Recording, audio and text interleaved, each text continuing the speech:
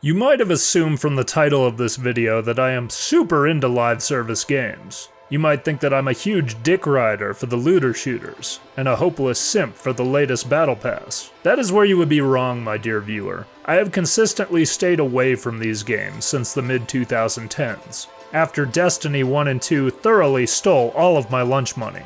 Well, I have consistently stayed away. Until now. In recent times, I have actually tried to engage with other online multiplayer spaces again. I have a lot of friends in different places than where I currently live, and one of the best ways to connect with them is via gaming online. There are still plenty of non-live service games that we play together, but sometimes it's nice to do something casual that's reminiscent of older multiplayer experiences. Seeing as how I and many of my friends grew up with a lot of first-person shooters, like Halo, Call of Duty, and Medal of Honor, it can be incredibly easy to jump back into something formatted similarly. I'm not ultra competitive, so playing a game like CSGO is more frustrating for me than anything. But recently, me and a couple of my buddies have been playing The Finals. It's a relatively young first-person shooter live service multiplayer game. It has a battle pass and various cosmetics that can be bought using in-game currency that you buy with real money. All of these are markers for the types of games that I've been staying away from since I quit Destiny. So why would I engage with it now?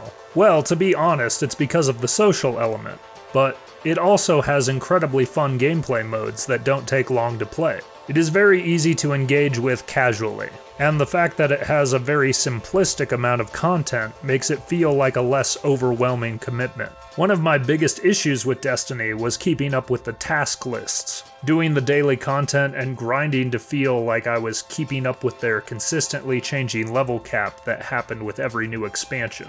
Many games emulated this business model, particularly looter shooters. There was a constant progression to keep up with, and that progression is ultimately the issue with live service games. If you think about it, we have had live service games since the inception of online multiplayer. Every Call of Duty game and every Halo game have been live service. Every MMO that we've been playing since the early 2000s has technically been a live service game. Ultimately, the issue is with the business model implemented in these games. Gaming used to be a more casual and circumstantial multiplayer experience for the most part. You would drop in and out of lobbies and play with friends either online or in a co-op couch setting. The Finals reminded me of those casual experiences playing Halo 3 multiplayer or Black Ops 2 Zombies back in the day. The experience was crafted around short bursts of entertainment and socializing. Add in the destructible environments and various traversal systems built into the maps. It felt like an evolution of things that were fun, short-term challenges in the FPS space 10 years ago. The reason I was having fun was because there was no pressure for me to play more than I felt like. The microtransactions are largely for aesthetics. The functionality of the game didn't change terribly depending on how much money I spent. The weapon upgrades also had a pretty streamlined leveling system connected to them, so getting new weapons didn't take terribly long. And also felt more rewarding because it was based off of in-game achievements as opposed to paywalled participation. It also doesn't make that much of a difference whether you have a huge variety of weapons to pick from when it comes to being able to participate in the content effectively. At the end of the day, I think live service games should be catering to how much someone wants to participate with the game, not creating work for people that they don't want to do.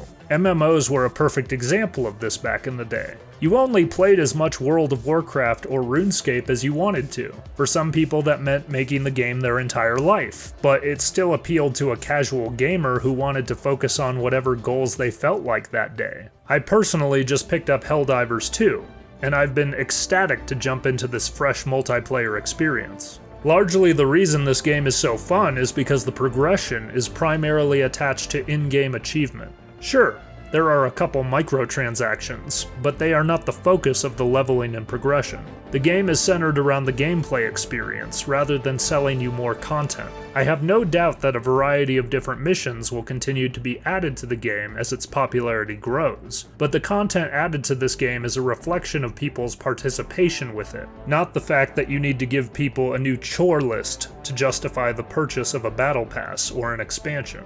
Battle passes should be limited to gaining optional aesthetic content and not directly linked to progression. The minute that someone can pay to win a game, the development becomes exclusively about making money, not about making a fun game that will sell well. I am a firm believer in the idea that if you make a fun game, people will pay for it. Not only that, they will pay for cosmetic microtransactions because they spend so much time in the game due to their enjoyment. When you have a game like Helldivers that releases at a lower price point, it doesn't make me mad that there are some monetized elements in there, as long as it's separate from the core progression or functionality of the gameplay. I appreciate that we're starting to see multiplayer games embrace the philosophy that a game is its own reward. Greedy business practices are being less tolerated, and looter shooters are going the way of the dinosaur. Especially ones that ruin the reputation of a profound gaming studio and disrespect their existing IPs, but I'm not going to name any names. I guess I'm part of this live service world in a more mainstream way than I've been used to now. But when I think about all the years that I've played like old school RuneScape, I guess, I was kind of always a part of at least some of it. At the end of the day, the less gatekeeping there is for these types of experiences from larger corporate entities, the better. As the accessibility of game development grows, we'll see more games like The Finals and Helldivers 2 get rewarded by hungry gamers, eager for a non-exploitative online experience.